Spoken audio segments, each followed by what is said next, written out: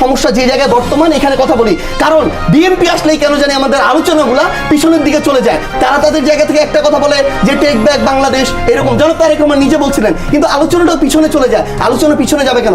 আলোচনা আজকে থেকে সামনে যাইতে হবে। তারেক রহমানের ওপর খেপে গেলেন এনসিপির নেতা সার্জিস আলম। বিএনপির ওপর ক্ষোভ প্রকাশ করলেন তিনি। আমাদেরকে এইটার উত্তর দিতে হবে বিএনপিকে, কেন ইরানের সাথে তারা তাদের জায়গা থেকে ভারসাম্যপূর্ণ একটা পররাষ্ট্রনীতি বজায় রাখতে পারলো না?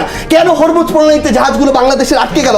আমাদেরকে এইটা তাদের জায়গা থেকে বলতে হবে যে কেন এই বাংলাদেশের আমরা যারা আছি, ইভেন এই যে জোট শরিকরা, তাদের সাথে কেন বিএনপি প্রতারণা করলো, এই উত্তর দিতে হবে। বিএনপির ওপর প্রশ্ন ছেড়ে দিলেন সার্জিস আলম। কেন বাংলাদেশের আজ এই খারাপ অবস্থা? কেন আমাদের দেশের জনগণের সাথে প্রতারণা করা হচ্ছে? এই বিএনপি তার জায়গা থেকে বলেছিল না জাতীয় সরকার করবে।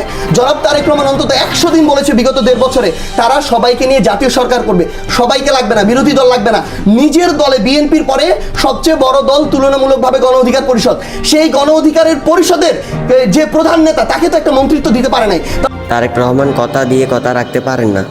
সরকার গঠনের পর তার নিজের স্বার্থের কথাই ভেবে যাচ্ছে।